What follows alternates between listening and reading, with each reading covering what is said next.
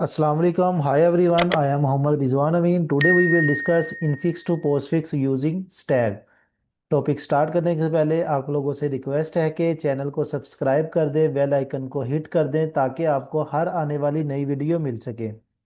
चलिए हम देखते हैं कि इनफिक्स से हम जो पोस्टफिक्स नोटेशन को शिफ्ट करते हैं यूजिंग स्टैक की मदद से इसके क्या रूल्स एंड रेगुलेशंस होते हैं जो हम अप्लाई करके इसको इम्प्लीमेंट कर पाते हैं। अच्छा, आपके पास सबसे पहले एक नोटेशन दी गई है। सबसे ऊपर ये देखिए, एक पैरेंथेसिस स्टार्ट हो रहा है, फिर उसके बाद ए है, उसके बाद प्लस है। इसमें ये क्या होता है, एक ऑपरेटर होते हैं, एक ऑपरेंड होते हैं। जैसे आपके पास ए बी सी और डी, ये ऑपरेंड है, और ये जो प्लस है, मल्टीप्लाई है और माइनस है, ये क्या है, ऑपरेटर है। अब सबसे पहले आप लोग क्या करते हैं, जब भी कोई स्टार्टिंग ब्रैकेट आती है तो आप उसको स्टैक के अंदर पुश कर देते हैं सिंपली। अगर उसके बाद और जितने भी ऑपरेंड आएंगे आपने उसको स्टैक के अंदर पुश नहीं करना। आपने उसको ये पोस्ट फिक्स में लिखते जाना है। जैसे फॉर एग्जांपल ये मैंने पहले ए इसको यहाँ पे लिख लेता हूँ, और इसके बाद प्लस आता है तो मैं प्लस को फिर स्टैक के अंदर पुश कर दूंगा। कि जो ऑपरेंड होगा उसको मैंने स्टैक के अंदर पुश नहीं करना, और जो पैरेंथेसिस है या जो ऑपरेटर हैं उसको मैं स्टैक के अंदर पुश करूंगा। और इसके रूल्स क्या हैं कि कब पुश करूंगा और कब पॉप करूंगा, वो हम देख लेते हैं। फॉर एग्जांपल ये वाला जो स्टैग है, ये वाला स्टैग, इसमें देखें आपके पास प्लस है, फिर पैरेंथेसिस स्टार्ट है, फिर माइनस है, फिर मल्टीप्लाई है। अब उसके बाद आपका ये पैरेंथेसिस आ रहा है, क्लोजिंग ब्रैकेट। क्लोजिंग पैरेंथेसिस अगर आता है तो इसमें रूल ये होता है, जब भी ये पैरेंथेसिस आएगा तो स्टैक के अंदर जितने भी ऑपरेटर्स पड़े हुए हैं वह आप उसको निकाल देंगे। जैसे यहाँ पे एक मल्टीप्लाई था, यहाँ पे फिर माइनस था, और कब तक निकालते जाएंगे, जब तक लास्ट में उसको स्टार्टिंग पैरेंथेसिस नहीं मिल जाता। ये इसका रूल होता है। जैसे ही उसे स्टार्टिंग पैरेंथेसिस मिलेगा तो वो उस पे स्टॉप कर देगा, क्योंकि वो जितने भी फॉर एग्जांपल उसको ऑपरेटर हैं वो उसको पॉप कर देगा। अच्छा, आगे देखते हैं कि इसमें प्रेसिडेंस का क्या रोल होता है। फॉर एग्जांपल आपके स्टैक में अभी प्लस ऑपरेटर पड़ा हुआ है, ठीक है। अब आपके पास आता है मल्टीप्लाई। अब इन दोनों में से जो प्रेसिडेंस किसकी ज़्यादा है, वो मल्टीप्लाई की प्रेसिडेंस ज़्यादा है। तो ये क्या होगा, हाई प्रेसिडेंस है। तो हम इसमें क्या करेंगे कि अगर आपके पास हाई प्रेसिडेंस ऑपरेटर आ जाता है तो आप उसको स्टैक के अंदर पुश कर देंगे, जैसे यहाँ पे सिंपली हुआ हुआ है। तो यहाँ पे क्या होगा कि प्लस नीचे ही रहेगा और इसके ऊपर मल्टीप्लाई आप पुश कर देंगे।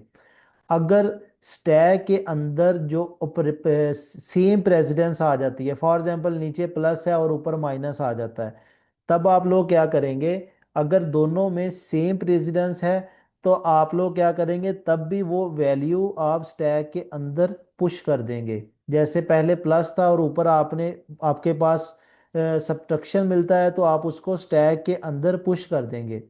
थर्ड इसकी प्रॉपर्टी है लो प्रेसिडेंस। लो प्रेसिडेंस में क्या होता है कि अगर आपके पास स्टैक के अंदर यहाँ पे मल्टीप्लाई का ऑपरेटर ऑलरेडी मौजूद है, लेकिन अभी आपके पास प्लस आ जाता है, तब आप लोग क्या करेंगे, तब आप लोग इस मल्टीप्लाई को निकाल लेंगे, पॉप कर देंगे, और ये जो प्लस है इसको आप पुश कर देंगे। क्या, जो मल्टीप्लाई का सिंबल है उसको आप पॉप कर देंगे और प्लस को पुश कर देंगे। ठीक है। आए हम अब इसको हम एक एग्जाम्पल की मदद से हल करते हैं कि अगर आपके पास एक इनपुट नोटेशन दी जाती है या आपको इनफिक्स नोटेशन दी जाती है तो आपने उसको पोस्ट फिक्स नोटेशन में कैसे कन्वर्ट करना है। तो मैं क्या करूंगा, मैंने ये जितने इसमें मेरे पास ऑपरेंड है या ऑपरेटर है मैं उसको यहाँ पे इनफिक्स में लिख लूंगा। ये मैंने यहाँ पे सारे लिख लिए। और मैं क्या करूंगा, जैसे हमारे पास मैंने आपको ऊपर समझाया है कि जो ऑपरेटर आएंगे तो मैं उसको स्टैक के अंदर पुश करता जाऊंगा, और जो ऑपरेंड होंगे उसको मैं पोस्ट फिक्स एक्सप्रेशन में लिखता जाऊंगा। और रूल के मुताबिक कब तक लिखता जाऊंगा, और जब तक मुझे कोई ब्रैकेट मिल जाती है तब तक मैं उसको सॉल्व करता जाऊंगा। सबसे पहले आपके पास मिलता है इनफिक्स में इनपुट आती है ए। ए आपका ऑपरेंड है, ऑपरेंड को हम स्टैक के अंदर पुश नहीं करेंगे। हम सिंपल यहाँ पे पोस्ट फिक्स एक्सप्रेशन में क्या लिख देंगे, ए लिख देंगे। ठीक है, ये मैंने ए लिख दिया। उसके बाद मेरा ऑपरेटर आता है, ऑपरेटर है मेरा मल्टीप्लाई। अब मल्टीप्लाई को मैं क्या करूंगा, मैं मल्टीप्लाई को स्टैक के अंदर पुश कर दूंगा, सिंपल। ठीक है, और यहाँ पे पोस्ट फिक्स एक्सप्रेशन में क्या आएगा, सिंपल मेरे पास यहाँ पे ए आ जाएगा। अब उसके पास मेरे पास है starting parallel thesis. Starting parallel thesis को मैं क्या करूंगा, इसको भी मैं स्टैक के अंदर पुश कर दूंगा। अब स्टैक में ऑलरेडी क्या पड़ा हुआ है, स्टैरिक। अब स्टैरिक के बाद मेरे पास क्या आ जाता है, स्टार्टिंग पैरल थीसिस। ठीक है, इसको मैंने ये ऐसे लिख दिया, स्टार्टिंग पैरल थीसिस। और यहाँ पे मेरे पास पोस्ट फिक्स एक्सप्रेशन में क्या पड़ा हुआ है, वो मेरे पास पड़ा हुआ है ए। यहाँ पे अभी हमारे पास सिंपल ए है। अब नेक्स्ट आपके पास जो ऑपरेटर आता है, अब ये भी हो गया। अब जो ऑपरेंड आता है वो है बी। अब बी ऑपरेंड को हम स्टैक के अंदर पुश नहीं करेंगे, इसको हम पोस्ट फिक्स एक्सप्रेशन में पुट कर देंगे। तो यहाँ पे मेरे पास आ जाएगा ए, और नेक्स्ट मेरे पास क्या आ जाएगा, बी आ जाएगा, सिंपल। ठीक है। अब नेक्स्ट जो मैं स्टैग में मेरे पास क्या पड़ा हुआ है, मेरे पास एक मल्टीप्लाई पड़ा हुआ है, स्टैरिक पड़ा हुआ है, और ये मेरे पास क्या पड़ा हुआ है, पैरेंथेसिस पड़ा हुआ है, ये। ठीक है। अब नेक्स्ट आपके पास क्या आ जाता है, आपके पास ऑपरेटर आ जाता है प्लस। प्लस ऑपरेटर आता है तो प्लस को आप क्या करेंगे, आप उसको स्टैक के अंदर पुश कर देंगे। तो यहाँ पे क्या आ जाएगा, पहले मेरे पास मल्टीप्लाई पड़ा था, उसके बाद मेरे पास पैरेंथेसिस आ जाएगा, उसके बाद मेरे पास क्या आ जाएगा, प्लस आ जाएगा। यहाँ पे मेरे पास क्या आ जाएगा, प्लस आ जाएगा। और यहाँ पे पोस्ट फिक्स में आपके पास कौन से ऑपरेंड पड़े हुए हैं, ए पड़ा हुआ है, और दूसरा क्या पड़ा हुआ है, बी पड़ा हुआ है।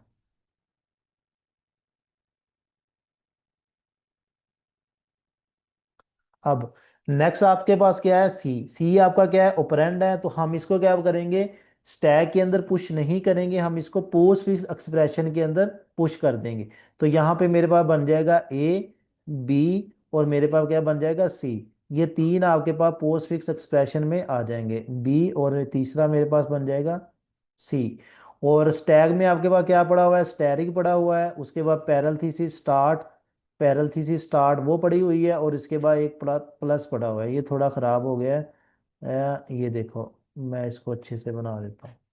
अब नेक्स्ट आपके पास क्या आ जाता है, आपके पास ऑपरेटर पड़ा हुआ है सब्ट्रैक्शन।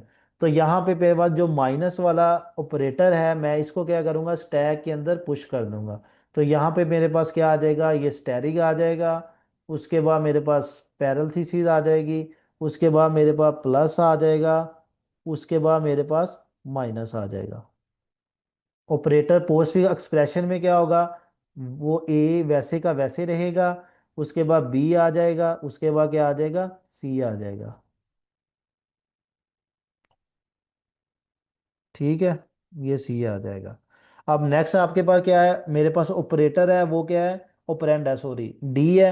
तो डी को मैं क्या करूंगा, मैं पोस्ट फिक्स में पुट कर दूंगा। तो ये मेरे पास क्या आ जाएगा, ये मेरे पास ए आ जाएगा, उसके बाद मेरे पास बी आ जाएगा, और बी के बाद क्या आ जाएगा, सी आ जाएगा, और इसके बाद डी आ जाएगा।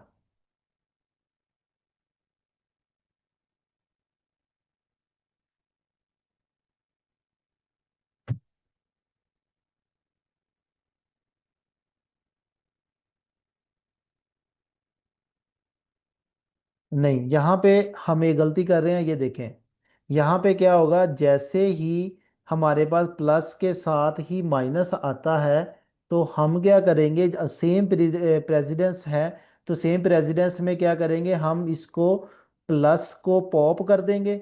ये प्लस को पॉप कर देंगे, और माइनस को क्या करेंगे, पुश कर देंगे, क्योंकि दोनों की सेम प्रेसिडेंस है। तो यहाँ पे सी के बाद आपके पास क्या आ जाएगा, प्लस आ जाएगा।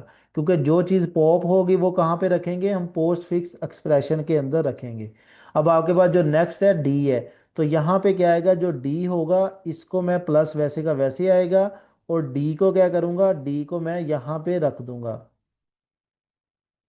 ठीक है, ए बी सी प्लस और डी। अब यहाँ पे जो स्टैक के अंदर क्या पड़ा हुआ है, स्टैक के अंदर मेरे पास पड़ा हुआ है स्टैरिक। स्टैरिक के बाद मेरे पास पड़ी हुई है पैरेंथेसिस। पैरेंथेसिस के बाद प्लस मेरा पॉप हो चुका है, और एक पड़ा हुआ है माइनस। ठीक है। अब नेक्स्ट आपके पास आता है पैरेंथेसिस।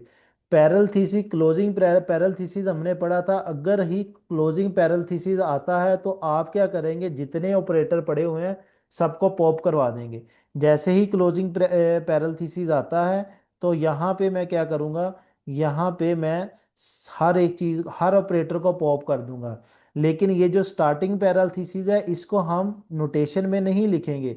तो यहाँ पे आ जाएगा आपके पास A B C plus D और माइनस। ठीक है, ये आ जाएगा ए बी, और इसके बाद आ जाएगा सी, उसके बाद आ जाएगा प्लस, उसके बाद आ जाएगा डी, उसके बाद आ जाएगा माइनस। अब अब आपने देखना है कि आपका सारा नोटेशन खत्म हो चुकी है। जब नोटेशन खत्म हो जाए, स्टैक के अंदर जो भी वैल्यू पड़ी हुई है उसको भी आपने पॉप कर देना है। तो वो क्या हो जाएगा, स्टैरिक आपका लास्ट पे पॉप हो जाएगा। तो आपकी जो फाइनल पोस्ट फिक्स एक्सप्रेशन है वो ये बन जाएगी। ठीक है, अब यहाँ पे क्या होगा, आप लोगों ने देखना है कि हम इसका रियल लाइफ में कहाँ पे इस्तेमाल कर सकते हैं। इनफिक्स को पोस्ट फिक्स में जब हम इस्तेमाल करते हैं यूजिंग स्टैक की मदद से, तो रियल टाइम में आप देखिए compiler and interpreter programming language use infix notation but compiler often convert expression to postfix or abstract syntax tree for easier evaluation. Postfix is easier and faster for mechanism to parse and compute. Calculator में हम इसमें क्या चीज़ देखते हैं, many scientific and engineering calculator use postfix internally to evaluate complex expression without parentheses, embedded system and low memory environment. Postfix expressions are easier to evaluate with limited memory, useful in embedded system like microcontroller or IoT devices. Syntax checking tool that validate or reformat mathematical expressions, often convert infix to postfix to analyze structure and correctness. Database and query engine, some query evaluate like SQL parser internally convert expression in where clauses to postfix to efficient evaluation। ये पांच इसके जो हम simple इसके real life example है जहाँ पे ये इनफिक्स से जो आप पोस्ट फिक्स नोटेशन को कन्वर्ट करते हैं उसको हम इस्तेमाल करते हैं। और यहाँ पे भी मैंने एक मेरा ख्याल मिस्टेक हुई है कि जब आपका सेम प्रेसिडेंस आए तो यहाँ पे आपका प्लस जो है वो पॉप हो जाएगा और माइनस जो है वो क्या हो जाएगा, वो आपका पुश हो जाएगा। ठीक है, यहाँ पे ये पॉप हो जाएगा। ओके, वीडियो अगर आपको अच्छी लगी है तो वीडियो को लाइक कर दे, शेयर कर दे, सब्सक्राइब कर दे, और चैनल को सब्सक्राइब करना ना भूले। ओके, अल्लाह हाफिज़, थैंक यू।